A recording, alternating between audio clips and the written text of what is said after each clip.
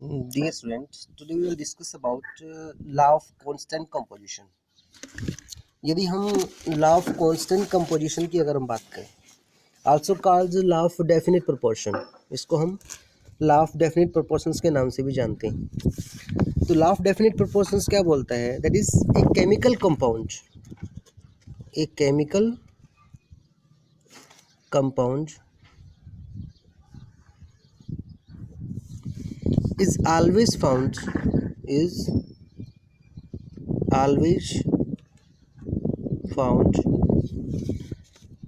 to be made up of same element, same elements combined together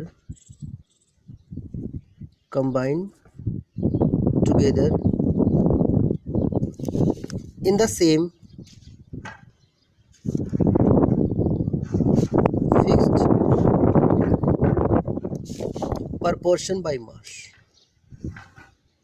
fixed proportion by mass. इसका मतलब क्या है?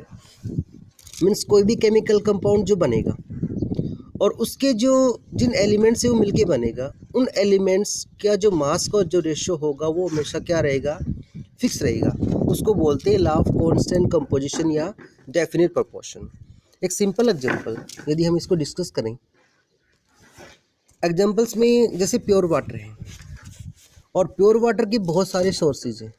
जो वाटर जो होता है, उस वाटर के जो सोर्सेज हमारे पास हैं, हमें सभी पता है वाटर को हम कहाँ से ऑब्टेन कर सकते हैं? वेल, रिवर, लेक, इवन सी. ओके. या फिर हम ये बोल सकते हैं कि एनी कंट्री, किसी भी कंट्री से,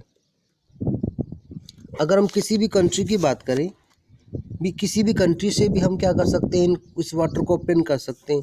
उन कंट्री में जो इंडिया, रसिया या फिर ऑस्ट्रेलिया, कहीं से भी हम वाटर ले लेते हैं. वो वाटर जिन कंस्टिट्यूएंट एलिमेंट से मिलके बना है वो क्या है? उनके हाइड्रोजन एंड ऑक्सीजन. और ये जैसे आपस में कंबाइन करके जो फार्मूला बनता है H2O, इनका मास का जो रेशियो रहेगा, that's ratio will fix. That is 1:8. जो 1:8 है वो फिक्स कैसे है? अब देखो, हाइड्रोजन और ऑक्सीजन कंबाइन करके जो फार्मूला बना है H2O, हाइड्रोजन का मास कितना होता है? 1. हाइड्रोजन का मास कितना होता है? 1. कितने एटम है? 2. Means multiply by 2. ऑक्सीजन का मास 16, तो 2 रेशियो कितना हो गया? ये 16. सिंपल होल नंबर रेशियो कितना आ जाएगा इसका? 1:8. इट मीन्स वाटर चाहे हम कहीं से भी ऑब्टेन करें, उनका जो मास का जो रेशियो रहेगा वो हमेशा क्या रहेगा? फिक्स रहेगा. इवन अनदर एग्जांपल, अब CO2 है, यदि हम इसको डिस्कस करूँ, CO2 के बहुत सारे सोर्सेज हैं. सोर्सेज में जैसे कैल्शियम कार्बोनेट है, CaCO3. यदि इसको हम हीट करते हैं, क्या बनता है? कैल्शियम ऑक्साइड प्लस में CO2. इवन कार्बन और ऑक्सीजन को हम बर्न करते हैं, तब भी क्या बनता है? CO2. इट मीन्स CO2 चाहे किसी भी सोर्स से हमने ऑब्टेन की है, कार्बन और ऑक्सीजन में जो कॉन्स्टिट्यूएंट एलिमेंट है CO2 के अंदर, इनका मास का रेशियो क्या होगा? अब मास का रेशियो देखिए, कार्बन का मास 12, ऑक्सीजन का मास 16, 2 एटम कितने हो गए? 32. सिंपल होल नंबर रेशियो कितना आ जाएगा? 3:8. 4 3 12 और 4 8 32. इट मीन्स CO2 चाहे हम कहीं से भी ऑब्टेन करें, उनका जो मास का रेशियो रहेगा, that always fix, that is 3:8. That is known as the law of constant composition and law of definite proportion. इसी तरीके से यदि इसको हम आगे डिस्कस करें, another law, that is law of multiple proportion. यदि हम बात करें लॉ ऑफ मल्टीपल प्रोपोर्शन,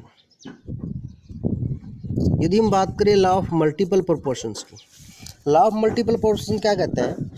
एक साइंटिस्ट है डॉल्टन, 1804, जहाँ इस लॉ को स्टडी किया था, उसने क्या बताया?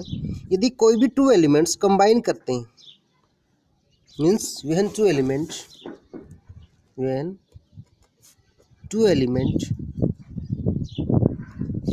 combine to form combine to form two or more chemical compounds, two or more chemical compounds, two or more chemical compound, then the mass of one of the element, then the mass of then the mass of one of the element, one of the elements which combine with which combine with which combine with fixed mass of the fixed mass of the other, that bear a simple whole number ratio, simple whole number ratio to one another. इसका मतलब क्या बोलता है यहाँ पे कि दो element, कोई भी दो एलिमेंट, जब वो दो एलिमेंट कंबाइन करते हैं आपस में, वो दो या दो से अधिक केमिकल कंपाउंड बना सकते हैं।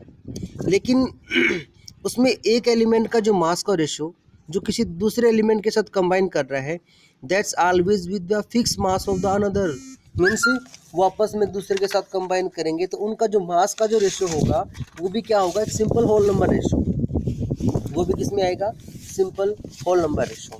जैसे एक सिंपल एग्जांपल ले लीजिए, कार्बन यदि और ऑक्सीजन की बात करूं, एग्जांपल्स में अगर हम बात करें कार्बन एंड ऑक्सीजन, अब ये कार्बन और ऑक्सीजन यदि आपस में कंबाइन करते हैं, मीन्स कार्बन हमें पता है ऑक्सीजन से कंबाइन करके CO2 बनाता है, कार्बन हमें पता है ऑक्सीजन से कंबाइन करके मोनोऑक्साइड बनाता है।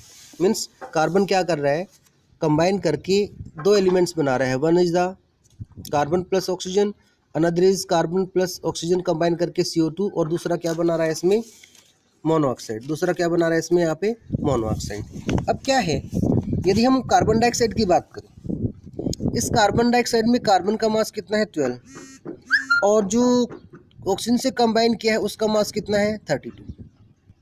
कार्बन 12, ऑक्सीजन का mass 16, two atom 32। Same it is another में क्या है, कार्बन का मास 12 और ऑक्सीजन का मास कितना हो गया 16।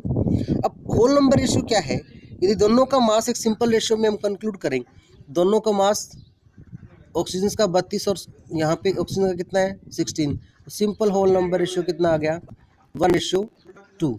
यहाँ कितना है मास दोनों का 1:2। It means that is the law of carbon, the law of multiple proportion. Mean दो एलिमेंट्स जब आपस में कंबाइन करेंगे, कंबाइन करने के बाद जब वो एक से अधिक केमिकल कंपाउंड बनाते हैं तो उन दोनों कंपाउंड का जो मास का जो रेशो होगा, that's be a simple whole number ratio to one another, that is known as the law of multiple proportion.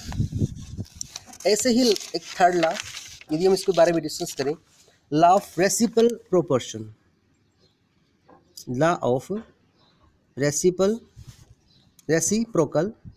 Law of reciprocal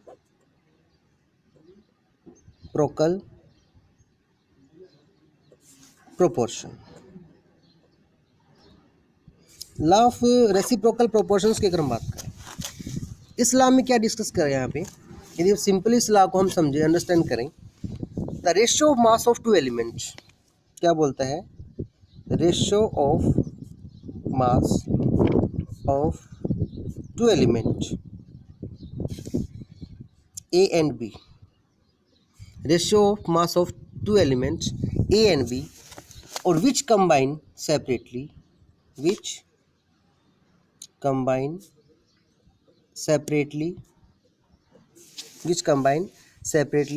with a fixed mass,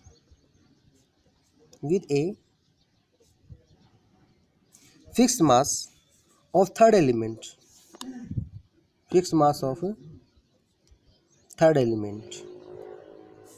C is either same is either same, या हम ये बोल सकते हैं some simple multiple ratio of mass in which A and B combine directly to each other. भी कोई भी दो एलिमेंट्स, उनका मास ए और बी जब आपस में कंबाइन करेंगे अलग से किसी थर्ड एलिमेंट के साथ, तो उनका जो मास का जो रेशियो जो रहेगा ए और बी का जो अलग से कंबाइन हुआ है, that is always be simple multiple ratio. इसको भी एग्जांपल से समझो। मैं यहाँ पे एक छोटा सा डायग्राम शो कर रहा हूँ समझने के लिए, अंडरस्टूड के लिए। जैसे दो एलिमेंट हाइड्रोजन और ऑक्सीजन है, सेपरेटली किसी थर्ड एलिमेंट वो सल्फर से कंबाइन कर रहे हैं। दो element hydrogen oxygen combine with the sulphur, यहाँ पास में हाइड्रोजन सल्फर के साथ कंबाइन करके H2S बनाता है, इसके साथ कंबाइन करके ये H2O, और यहाँ क्या बना रहा है ये SO2। यदि इसको इजीली अगर हम डिस्कस करेंगे तो इसमें क्या है कि यहाँ हाइड्रोजन का मास कितना है 2 और सल्फर का मास कितना होता है 32। यहाँ हमारे पास सल्फर का मास कितना है 32 और ऑक्सीजन का मास कितना है 16। ऑक्सीजन का मास कितना है 16। इट मीन्स यदि हम बात करें कि यहाँ तो हाइड्रोजन का मास 2 है और सल्फर ऑक्सीजन के साथ यहाँ पे इसमें कितना है 32:16 और यहाँ कितना है 2:16। यहाँ कितना हो गया 2:16। भी इसने सल्फर के साथ कंबाइन किया, इधर ऑक्सीजन के साथ कंबाइन किया, और जब डायरेक्टली फॉर्म ये वाटर बना रहा है इनके साथ आपस में कंबाइन करके, तो दोनों रेशियो को यदि हम इसमें डिस्कस करें 2:32 और 2 कितना हो गया यहाँ पे 16, ठीक है ना। अब इसका रेशियो कितना आएगा 1:16। और अब ये जो 1:16 है, यदि इसको भी है ये हम डिस्कस करना चाहें किसी हाइड्रोजन और ऑक्सीजन के साथ जो डायरेक्टली कंबाइन करके वाटर बना रहे हैं, उनका कंबाइनिंग रेशियो कितना है 2:16 और इसका रेशियो कितना हो गया 1:8। दोनों को कंक्लूड करें, ये 1:16 है इधर जो निकाला था और ये 1:8, इसका मतलब दोनों का पार्ट कितना हो गया 1:2। It means that is the law of the reciprocal proportion. Thank you and have a nice day. Please subscribe this my channel YouTube jaising26@gmail.com.